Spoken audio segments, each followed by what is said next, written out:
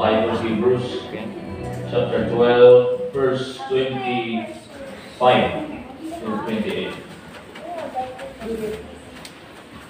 Hebrews 12, 25 to 28. Sa una ko sa Binisaya o English.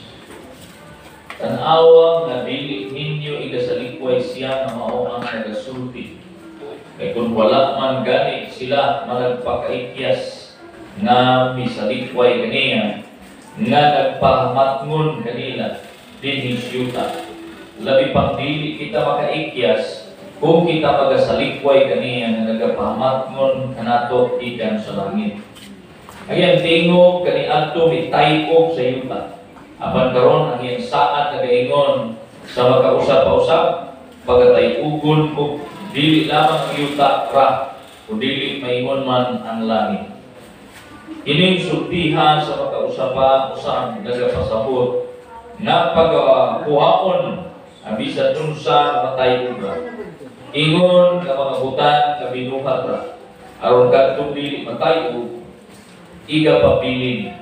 Busa mapasalamaton kita tungod sa atong pagkadawat o gingharian nga dili matarong. Ug tungod ni ana ihalad ka nato sa Dios ang makapahimuot nga pagsimba nga inubanan sa pagtahod o pagkahadlo. Kaya ang Dios ang atong Dios mao sa kakalayo nga nagakuto. See all ye refuse not to him that speaketh, for if they escape not who refuse him that spake on earth, much more shall not we escape if we turn away from him that speaketh from heaven. Was voice then shook the earth, but now he hath promised, saying, Yet once more I shake not the earth only, but also heaven. And this word, yet once more, signified that the removing of those things that are shaken, as of things that are made, that those things which cannot be shaken may remain. Therefore, we receive a kingdom which cannot be moved. Let us have grace whereby we may serve God acceptably with reverence and godly fear, for our God is a consuming fire. Lord, panalanginin mong pulong, panalangin mo na idulog kasing-kasing sila na nagpaminaw online o sa radio, ingon man sa tanan nga nakakaroon din sa church. Thank you sa imong pagpagsulti ka na mo. Kung salamat, Lord, na tinimong mensahe, among magamit, Lord, while nagaday, nagapangalagad kami kanimo, malikon, madasi kami, magapadayon, makalahutay, hantod, ang madawat ang purong-purong sa kinabuking walay katapusan. Layo ikaw sa walay katapusan. Holy Spirit, we acknowledge you. Ikaw, mo ay magpapanunti. Let this word, hallelujah, be illuminated by you, O Holy Ghost. Speak to each and every heart. Touch everyone. Give you glory and praise in Jesus' name. Amen. Amen. Sige, before kamuling ko, dasigay mong katapat. I love you in the love of the Lord. Lord. Salamat sa Diyos.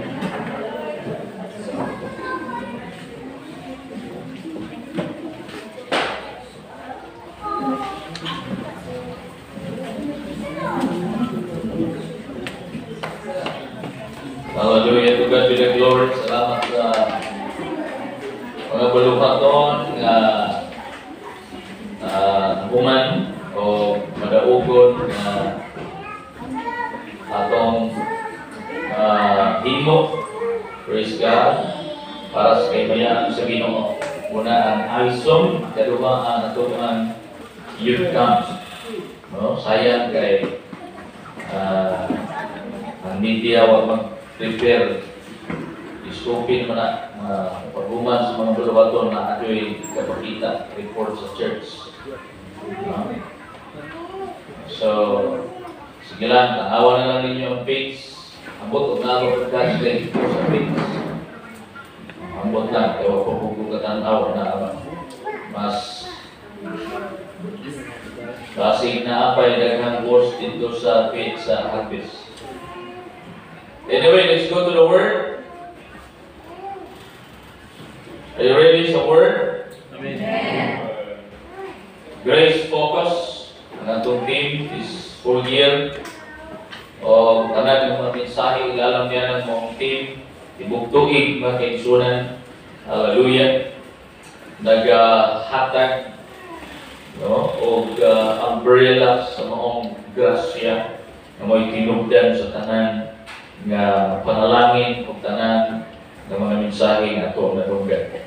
Praise God. Everybody say, the grace of God.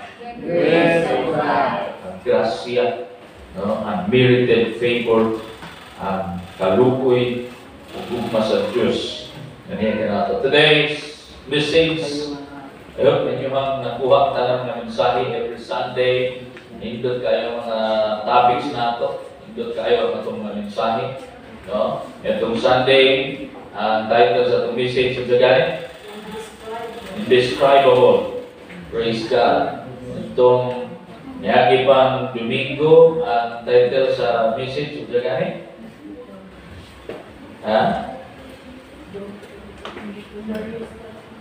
Glorious Life. Praise God. So, ito yun ang mag-take note. Para ay puntana, answeran tayo. Praise God. Last pag yun, mensahe mag-eksunan is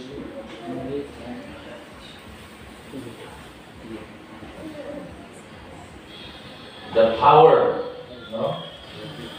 the power of to love, and obey Jesus. Muna ang mga titles sa tuang mensahe ni Gulana. And today, karong adlaw magigsunan title sa itong message karon, still lalo gihapon sa grace focus nga tema o natong mensahe karong adlaw magigsunan is everybody read kung nanas ito ba? Unshakable. Gusto na ito pasa. Go! Unshakable. Unshakable. Praise God. Unshakable. Dili mataro. Dili mabalhin. Wailandong sa pagkausap. Dili mo atras. Dili mo surrender. Amen. Amen. Praise God. Unshakable. Everybody say unshakable. One more time. Unshakable. Unshakable. Hebrews 12:26-28. Kanatong texto. Palihog. Tanawan ninyo yung Bible. Pero gusto ko mo direct pagkiksunan. Ikibasa naman natin ganina sa tuang opening. Direct as verse 28. Because everything will be shaken. Ang tanan ng butang, uyugod. Iuyog na sa Ginoo ang kalibutan. Tanaw ni mo din sa 27, ang rason ng uyugon sa Ginoo ang tanan, aron nga ang mga butang ngalig-on ug dili matarong magpabilin. Amen. Hindi mo katapat nga dunay paguyog. Pero pagpabilin. Sige, pika-pika sa dunay paguyog. Pero pagpabilin. Kaya magpabilin, maura makaigsunan ang malalim. Ang magpabilin, ang bulahutay hanggang sa katapusan, Matthew 24, mauray, maluwas. Amen? Amen. Importante ang atong kadasi ug kalayong makaigsunan, dili mawala, magpabilin. Dunay mga young people, mga Kristohanon, init kay shoot kang grabe lukso-lukso, pero pagkasunod Domingo, wala na simba. Wala na sa church. Importante kaayo nga ang ato makaigsunan nga kainit magpabilin. Say amen. Amen. Magpabilin. O nganong dunay pagdasig sa pagpabilin tungod kay dunay diyoy pagkuyo. Dunay mga pagsulay, dunay kalaay, dunay mga persecutions. No? Praise God. But in this verse 28, ako nang i-underline na, therefore, since we are receiving a kingdom which cannot be shaken, doon ay gingharian na dili matarok, dili uyog, dili mabalhin, way pagkabalhin. Kana na mong gingharian, mao ang gingharian sa itong Ginoong Jesucristo na iyahang gitukod diha sa iyang grasya kaluoy. Amen. And so let us have grace. Everybody say, let us have grace. Let us have grace. Let us have grace, by which we may serve God acceptably with reverence and godly fear. Aron daw kita makapadayon sa pangalagad o makapangalagad sa Ginoo nga nakapahimuot kaniya uban sa pagtakod ug uban, hallelujah, sa Dios nung kahadlok kinahanglan kita magbaton sa grasya. Let us have grace. Nya kini nga grasya dili ning kadto grace ato pang gidawat, but grace ato nang nadawat atong ikahatag. Grasya ato nang nadawatan ug atong ikahatag. This is our response. Kung kita na nakadawat sa grasya sa Ginoo, dapat naman usab nga muhatag og grasya nato sa uban. Ug kini grasya mo na mo manifestar sa atong kinabuhi, manifesto sa grasya sa Ginoo. Nga dili lang makapalipay sa mga tao, balabaw sa tanan makahatag kahimayaan diha sa iyang ngalan. Amen. Say amen. Tanaw na to background aning text, ini nga context sa Hebrews 12. Tanaw na to make sure ang background ani. Kung imo basahon ang tibok Hebrews, ang author mo si Apostol Pablo, siya man ang author po sa Gospel of Grace, si Apostol Paul. Siya nagdala niya. Now this text in Hebrews 12, kini nga teksto, si Apostol Pablo nagpakita ka nato, nagpaduol ka nato diha sa significant contrast doon pasabot kanang significant nga pagtanding, no? May tungod sa duha ka gingharian. Kung kini nga gingharian, first kingdom, mao kana ang iyang gitanding sa Mount of Sinai. Mount of Sinai, pila na ito nadugan sa atong opening sa Grace. Pastor Edward ako, ang Mount Sinai nag-represent gani sa unsa gani na? Nag-represent sa kanang nabukid sa Sinai, nag-represent sa unsa gani? Awal na. Gaya ko man ang tulig, nagalimot ka mo. Wala mo take note? Wala mo take note? Nag-represent sa law, nag-represent sa balaod, nag-represent kang Moses, na may nagdala sa balaod. Sige daw, makutan ako. Kung saan ang itandi ani nga bukid? Kung saan ang bukid nga itandi? Ha? Mao na ang bagong gingharian nga gitukod niya sa grasya ang Mount Zion. Mount Zion, naman na siya. Baliyog lang kong flash there.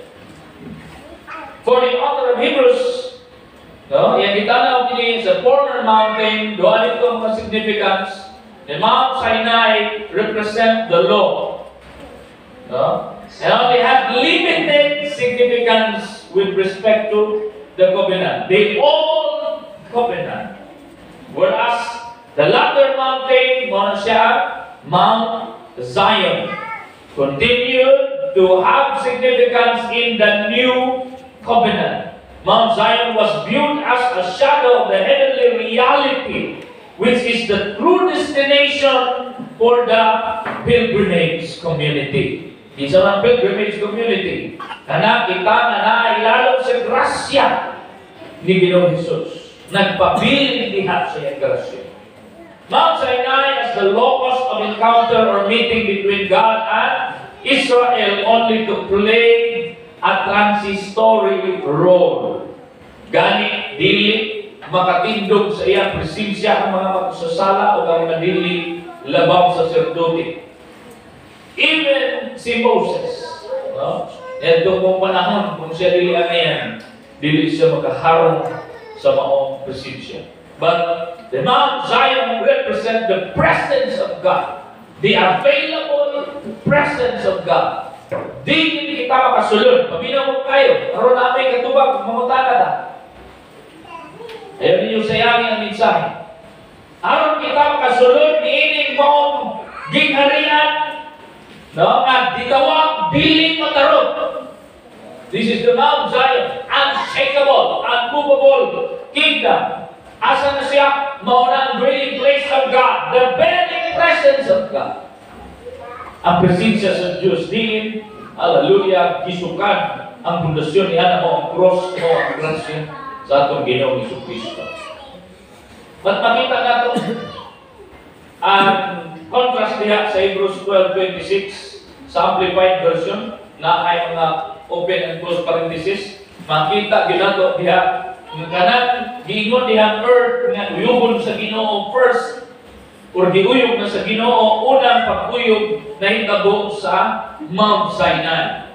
And this is not talking about the physical earth, the physical world na pasabot ni makaigsuunan sa mga ginharian ni ngayong uyugon. Una, yung giuyog ang Mount Sinai. No? Ang church, ang religious community nga kaniadto na ang nagbarok makaigsuunan sa Balakon. Dito sa Napulo Kasubo. No? Sama sa uban pang mga grupo karon nga nagbantay pa sa Napulo Kasubo.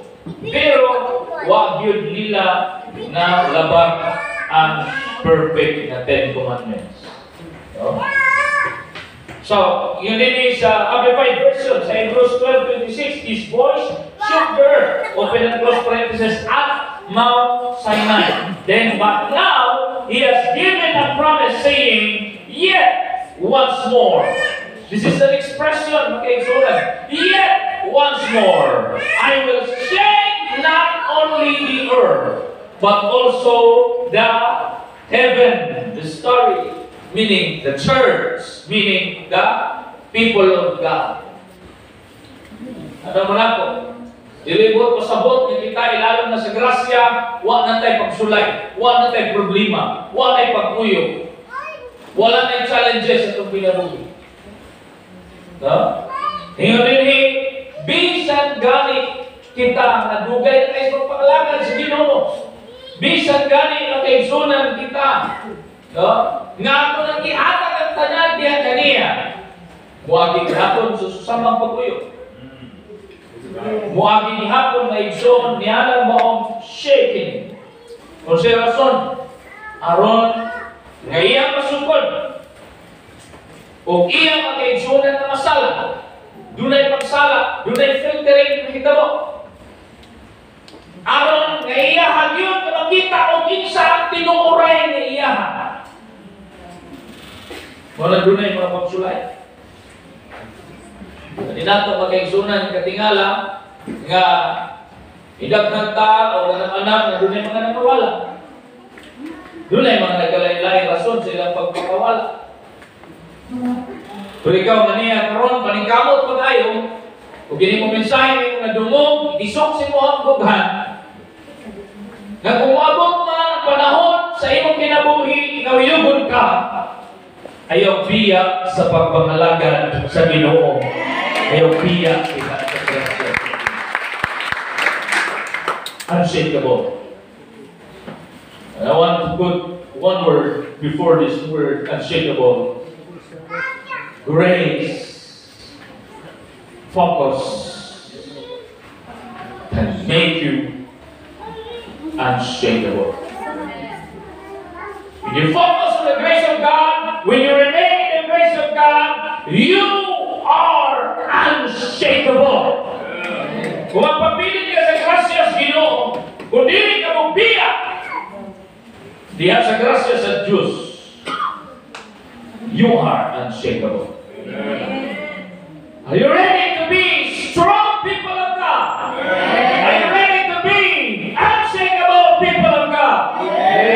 Gusto ba tayo mahimong unshakable?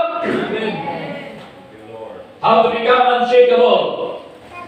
Lipat upang every message na ko, every wallet na ko, doon na ako ilimit sa upat na puntos. Doon naghan na dapat, pero ako lang ilimitahan upat. Aron kaya mahuman kita sa eksaktong oras. Praise God. Number 1, how to be unshakable. Number 1, Luke 21 verse 36. Watch ye therefore and pray always, that ye may be accounted worthy to escape all these things that shall come to pass. Sa balik, pagkutala. Tanan mga pagsulay, tanan katalagman, tanan makaigsunan nga mga pangitabo sa kalibutan. Makita na ito. We can witness, we can saw what will happen in the world, but we will be protected and we can escape mga gamasta, magwasta, gikan yan ang mga kabutan. Kung kita mag-ampo. Number 1 is prayer. Watch ye therefore and pray always. How to be unshakable? Ayaw kong danga ang pag-ampo. Ayaw kong danga ang pagkamay ng poon. Ayaw kong danga ang pag-ampo. Dili lang sa pag-ampo sa iyong kabaliyong pinuhan, tutok sa iyong masagdan. Apan pag-ampo, kauban ang malang espiritu sa iyong lingwahe. Meaning times. Glory to God. Dili lang bubo ang pag-ampo ang balik-balik. Apan pag-ampo ang kuliktado diha siyang presensya. Amen. Number 2, how to be unshakable. Matthew 7:25 to 27 in King James Version. Therefore, everyone who hears these words of mine and puts them into practice is like a wise man who built his house on the rock. The rain came down, the streams rose, and the winds blew out and beat against that house. Yet it did not fall, because it had its foundation on the rock. But everyone who hears these words of mine and does not put them into practice is like a foolish man who built his house on the sun.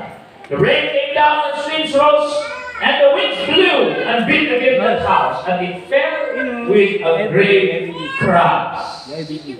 Wala lang kay shake, but it broke. Ano? Naipulong, minawali, pero bigalitan, huwag di kinabuhi. Wala di put into practice. So number 2, how to be unshakable. You need to have Rema. Everybody say Rema. Rema. Say it again, Rema. Rema. Ang pulong sa Diyos na imong ikinabuhi. Matag ngayon, matag problema, matag sitwasyon, matag challenges. Doon ay Rema word. Sa meaning sa Rema, is another word sa Rema, it means utterance. This word is a Greek word which means utterance. Therefore, the Rema word speaks to a believer. A Rema word is received while reading the Bible, listening to preaching, sama karon, something that applies to a current situation or need. Mga pulong mensahe ng magamit panahon sa matag season sa mong kinabuhi nga dunay kinahanglan i-apply o aplikar ng pulong. Huwag kay Rema, huwag kay pulong na nagawatan, huwag pulong na naa sa mong kinabuhi, huwag kay magamit panahon sa mga challenge sa mong kinabuhi. Rema word about fighting. Rema word about fighting. Rema word, hallelujah, about giving. Rema word about worship. Rema word about prayer. Rema word pag-igsunan about how to be healed, how to stay healthy. Rema word on how to win and be a victorious. Hala na atan yan. Say amen. Amen. Hallelujah. The Rema word is timely and extremely valuable word to each Christian. No? And every Christian walk with God.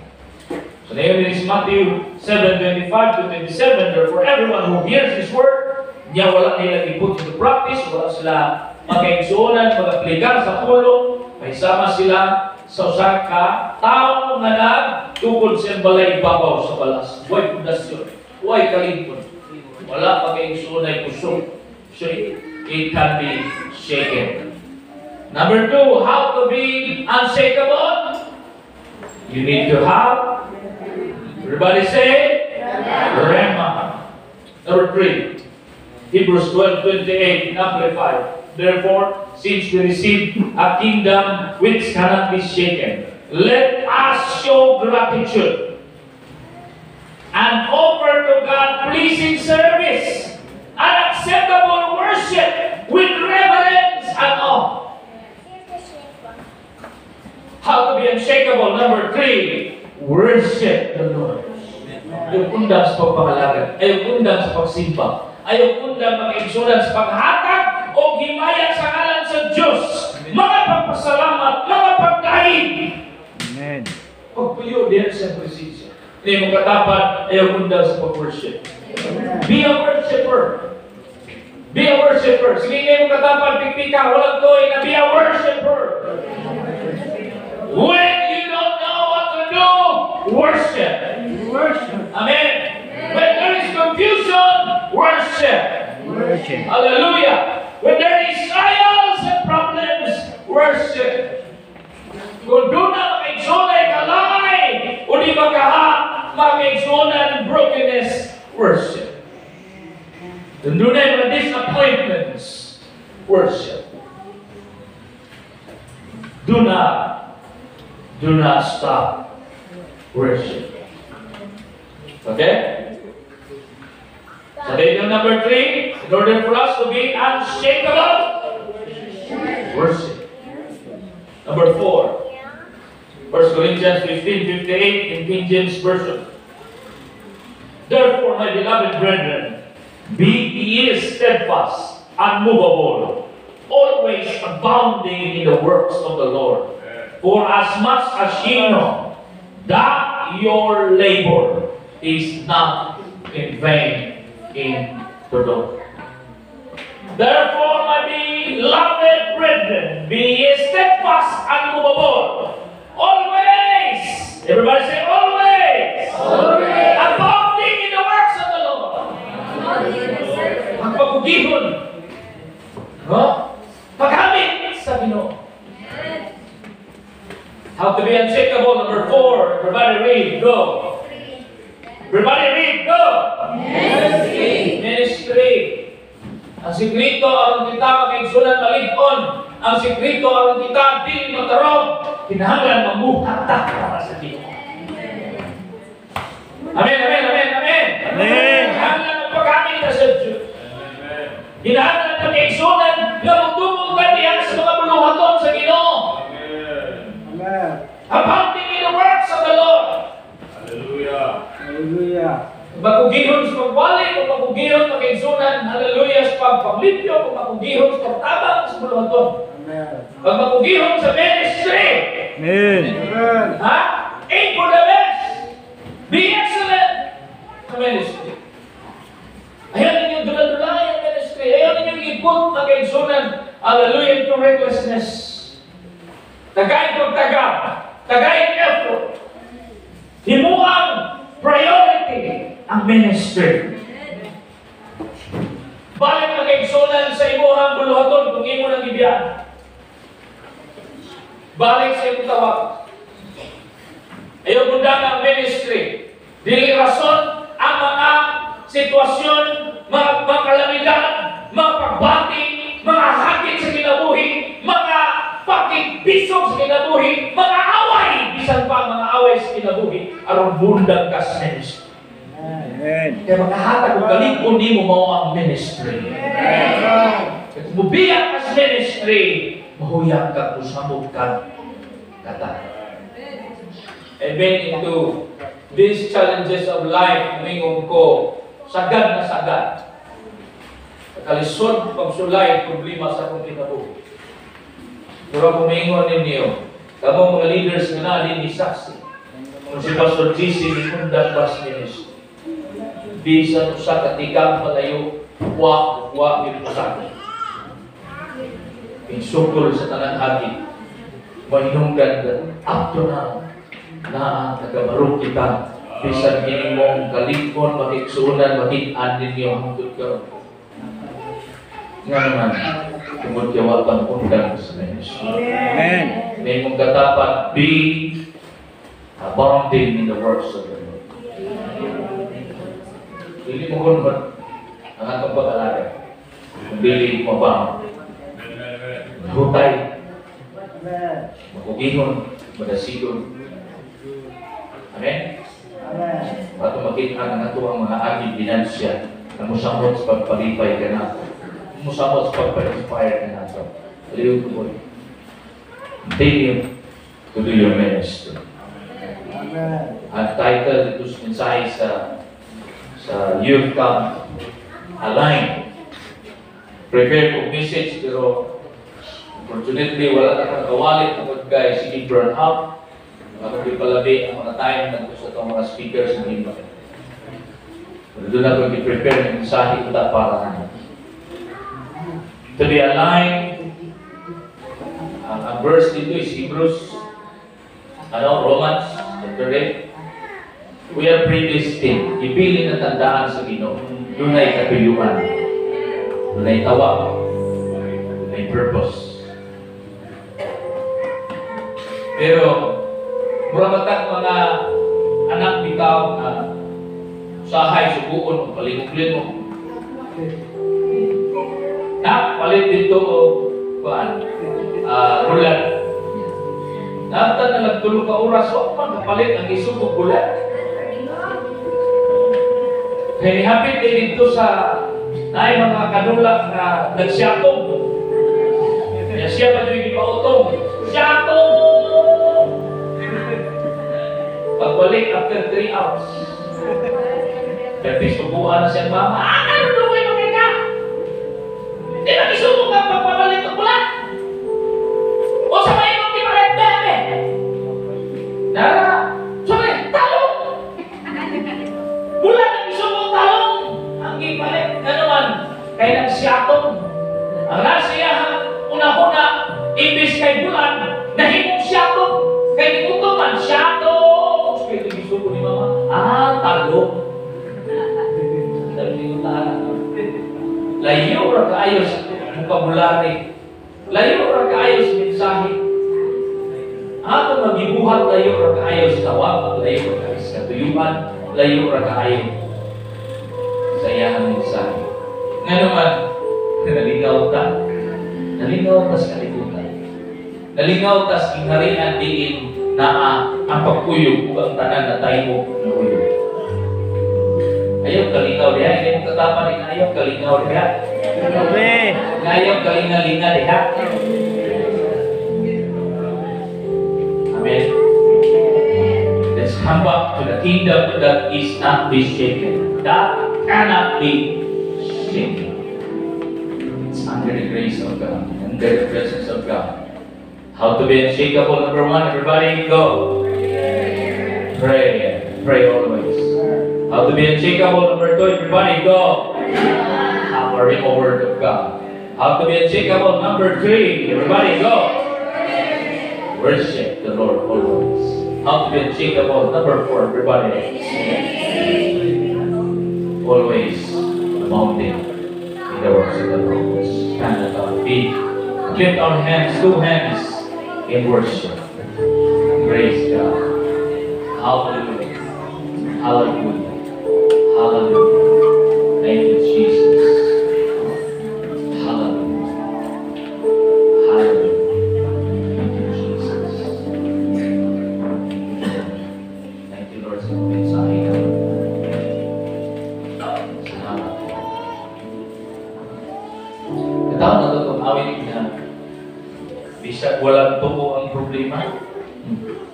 Dahil usipa na, basta ikaw. Naman basic din. Alerto. Lyrics, alerto. Media, alerto. Hallelujah, yeah, abounding in the world. Ikaw ang aking isalina. Ikaw ang aking isalina. Sa anak ko nga suliran, ikaw nagkataon. Ikaw akong ikinahanglan, kay ikaw na ang Diyos kagamhanan. Sige, sige. Ikaw ang akong isaligan. Ikaw ang akong isaligan. Sa tanan akong nasuliran, ikaw nagkataon. Awitan, sinuti mo kasi. Awitan, ang naitang sabot. Awitan, kumintado liha ganin. Kay ikaw na akong iway mo matang. Artigo, abati, nagyang pa. Respan ka rin. Naluday, alam mo, Jesus. Nagkakinahangan mo, anak kami mo. Pagkain yung naudahin sa ngalan mo, Jesus. Dahil kahan mo, kamanagan. Bisan wala ko ang problema. Basta ikaw, basta ikaw, basta ikaw, kinuha naman. Pagkanin doon ka, dahil sa ngalan mo, Jesus. Ang kanyang ikinahanglan mo, anak kami mo. Pagkanin doon ka, dahil sa ngalan mo, Jesus. Patay ka mo, kapanagan. Bisan wala ko ang problema.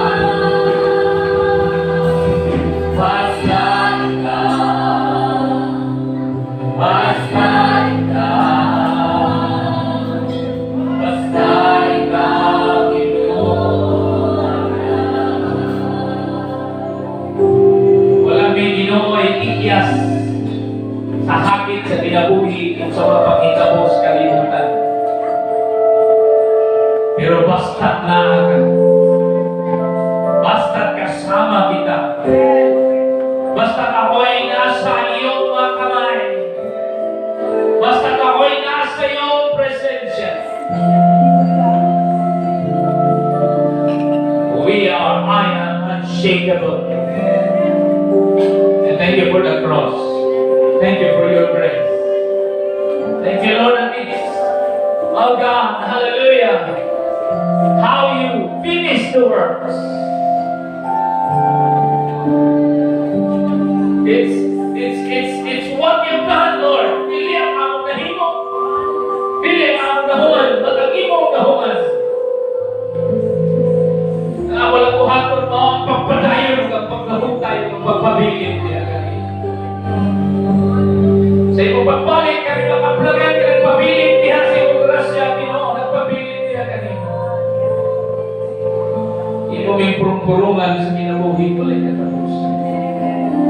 So I pray for that unshakable grace to be upon each and every one of us here today. In the name of Jesus. Come on, receive that unshakable grace in the name of Jesus. In the name of Jesus. Sige, let's remember the Lord. Gawin ko natin itong pang-awit, patigsunan tulong kong corona mo.